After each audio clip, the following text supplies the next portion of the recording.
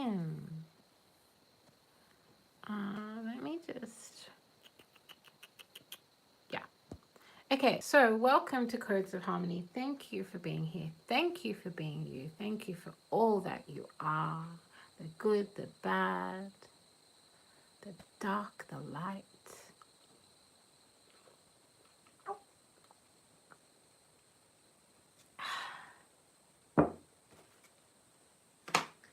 Okay, let's just start by clearing the space.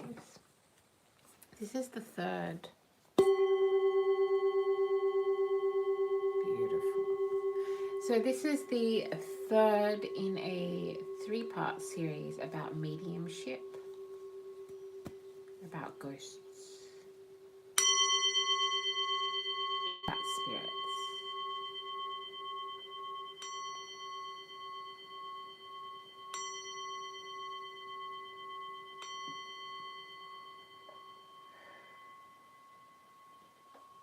Beautiful. So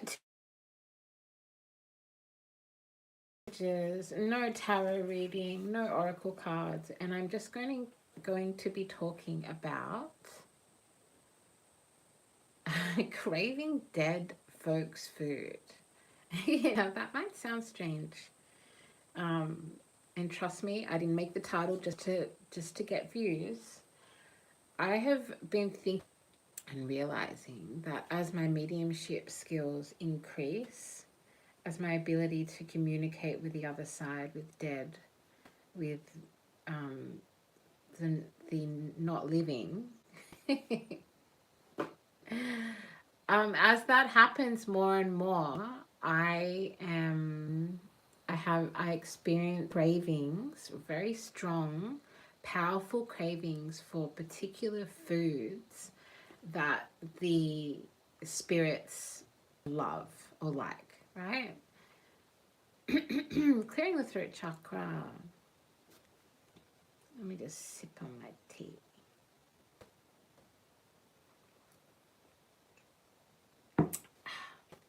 Yeah, so this might be something you experience if you're drawn to video. You may have natural mediumship skills. You may be somebody who sees, senses, or communicates with spirits on the other side. Hello, darling. Thank you for being here.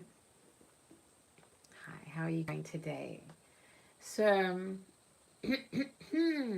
yeah, so it's really interesting, and I guess I should just start with the first time that I really, really noticed this, living in a house. I lived there only for about, maybe it was like 4 or 5 months or something like that. It was in a mountain area in this very beautiful place that has a lot of complex history, where a lot of German people lived. A lot of Germans, a lot of Dutch folk, a lot of Eastern European people moved in the earlier stages of colonization.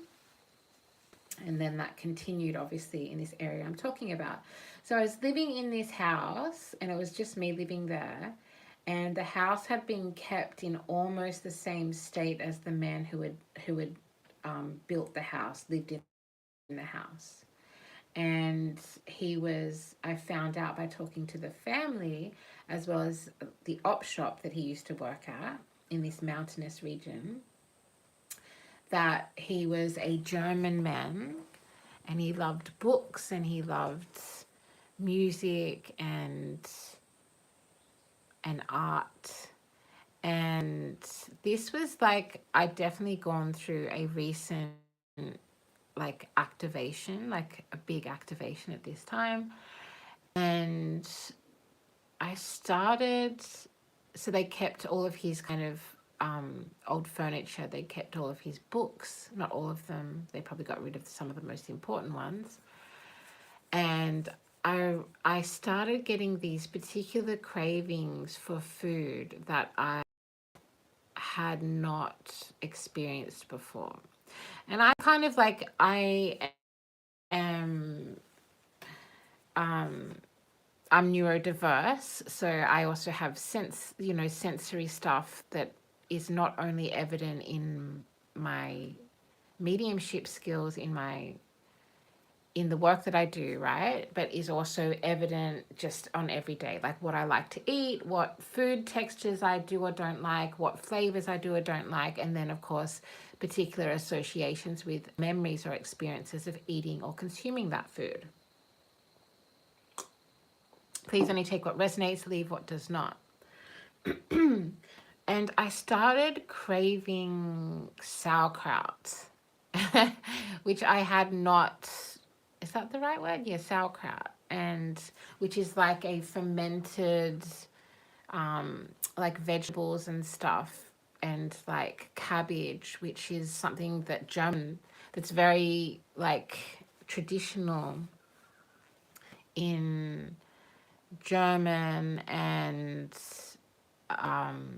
like a lot of the countries connected to that ghost. And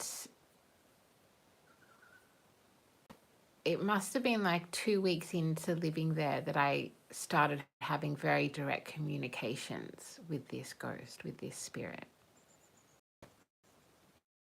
And it was complex because the street we were living on, I say we, that's hilarious, because it was me and this ghost, who was a beautiful, like he had a beautiful energy, but he definitely, like I could tell that he liked things a particular way in the house. And I was drawn to slightly move things. So I would slightly move a chair, or I would rearrange something that was set up on the table. And I would instantly feel, sense, or hear how he felt about me moving that object, right? That's just one example. What else happened? Oh, yeah, I noticed that he had these like Japanese artworks in the house, Japanese and Chinese artworks. So he must have gone to Asia at some stage.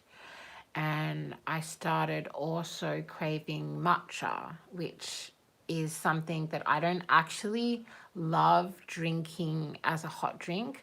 Love it as ice cream. Love it as dessert. Like, yum, yum, yum. But it as a hot drink, I don't particularly love. Let's not get into the bubble tea talk, because I could talk for hours about bubble tea. But yeah, so he must have loved matcha, and which is interesting because I have been to Japan, but he had these posters that were like maybe from the 1940s or 1950s. And I'm not sure, but he may or may not have had some time in the military. And I remember feeling man of the arts. Like I could just feel like there were certain books I would touch, and I would feel his excitement for me to open those books. There were certain like artifacts and certain pieces of furniture that I could touch, and I could feel how significant they were to him.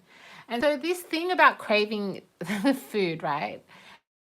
Maybe it does sound weird when I say it like this, but dead folks' food, right? So things that I don't particularly have a history of eating, I have not spent my life consuming. And then once I start working with a particular spirit, a particular ghost, I will start like craving particular flavors. And then I realized that the spirits that I were working with were not only experiencing and enjoying that food via me consuming that food. And obviously, like I don't eat anything that's actually going to make me like feel sick because I'm that not used to it, or I'm not going to eat anything that like I absolutely hate. But yeah, I feel like in this particular story, I'm talking about this German man. The more that I ate the foods that he was craving, clearing the throat chakra. Oh.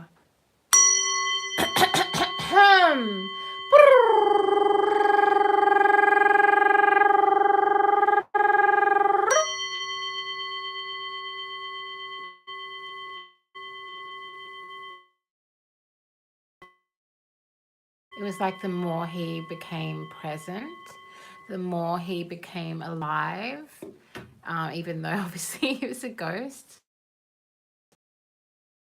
He, like I could just tell that me being there as a medium, as an oracle, as an ancient, he felt safer to communicate, and it was like I was honoring him by sharing the food that he craved, that he loved, right? What was the other thing that he loved? What was it?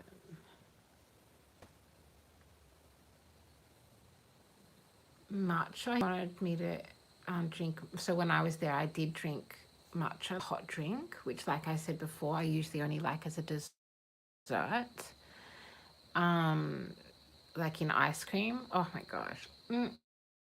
Mm-mm. And sauerkraut. And there was something else that he wanted. Yeah, turnips. And I don't think my family likes turnips that much. Like I don't remember particular vegetables that he liked, right? And so it was also this beautiful thing of like I feel like it activated and connected me to past life memories more. And and this region, okay, it's magic look, and I am going to actually talk about that I think today, because I've had some revelations. A bad warlock is different to a bad witch, you know, in these particular meals that you haven't to eat, right? Slow cooked vegetables.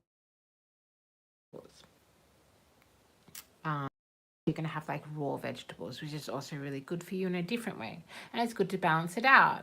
So be aware, if you do have mediumship skills and there's like a spirit in your house, if you feel like your house is haunted, if you feel like your workplace is haunted, or a particular place that you visit is haunted, you start craving a particular food, or a particular drink, clearing the throat chakra.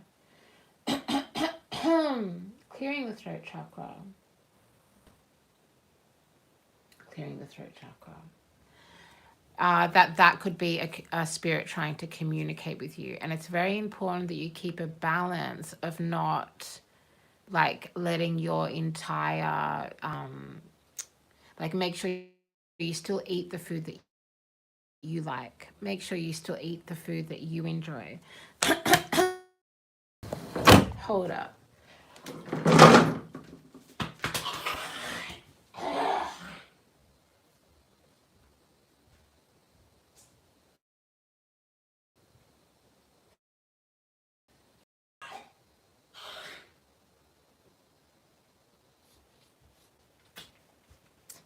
Yeah, so make sure that you balance out.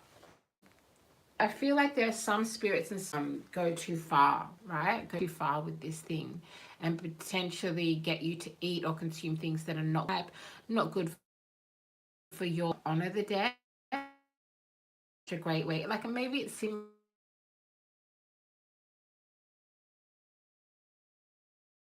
recipe. Grandpa might not be here, and you might, you know, the new generation may find that recipe and then cook that food the way that your grandma or grandpa used to, and consuming it, particularly on a celebration, on a particular important day, can tell you magic and you can communicate with the dead. Just be conscious of that, just be aware of that, like know that that can be a thing that's taking place. Obviously, as we age, as we grow, as we travel to new places, to new foods, well, most of it, shout outs to the neurodiverse, everyone has a sovereign right, and never, obviously, with respect to taking care of each other when it comes to actual substances. Yeah, so I just think it's really interesting, and I don't actually think I've heard anyone talk about this so much openly. That's not doesn't mean that somebody hasn't. And I really love that doing this. Like, once I realized this, and I realized, like, you helping the spirit of a person who has, for example, been murdered or died in some kind of nefarious way, or the truth about the way that person died hasn't been revealed to them. Um, if I, for if there's a spirit that I know is trying to communicate with me, and I know that I'm seeing grape juice. It can also we passed away for male news in real time. I've had a very deep astral, like, everybody else got to have a deep sleep as well. Yeah, and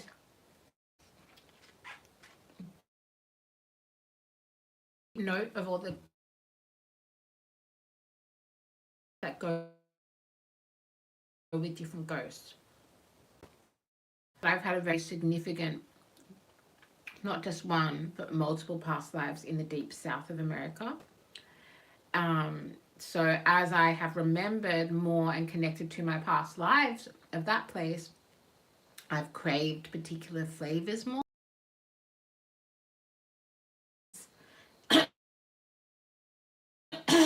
Like pumpkin pie, like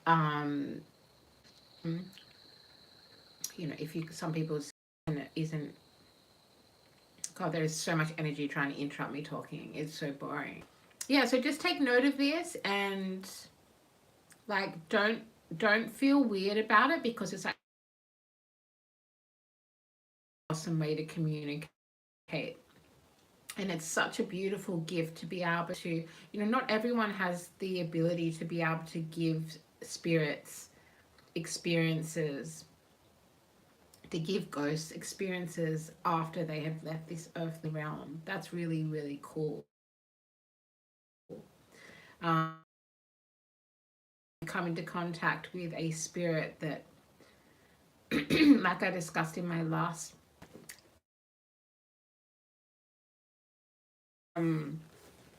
like I said, there are spirits that died in anger, or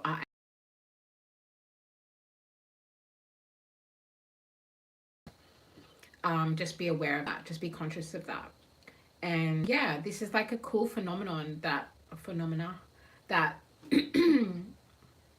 that is very powerful, because it's like you're actually literally taking the cravings, the favorite food or the favorite drink of a spirit, and you're actually making it into a physical action. You're bringing it into the present moment. Yeah. Got to stay in the moment. And that's also another important thing to understand when you're living with spirits, is that, so with working with spirits, some of you definitely have a haunted house, right? Even that terminology feels heavy. You also live in actual portals where spirits travel through. And at least one person listening to this is actually living on an old grave site. Okay, it feels like I'm meant to pull some cards for a different reading to this. But yeah, I think it's cool. I think it's really interesting to me.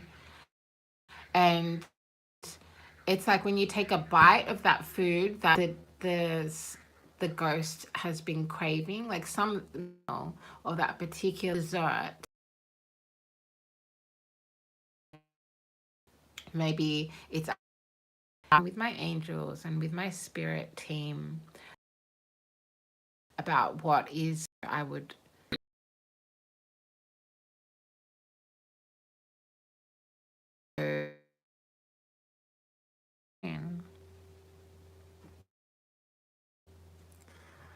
Okay.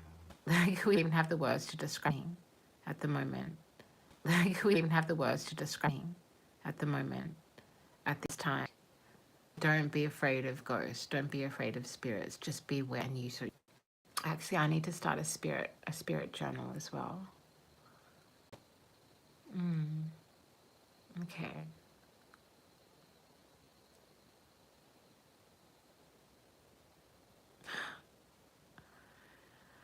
I just felt a big boom inside my heart. So much love from Code to Harmony.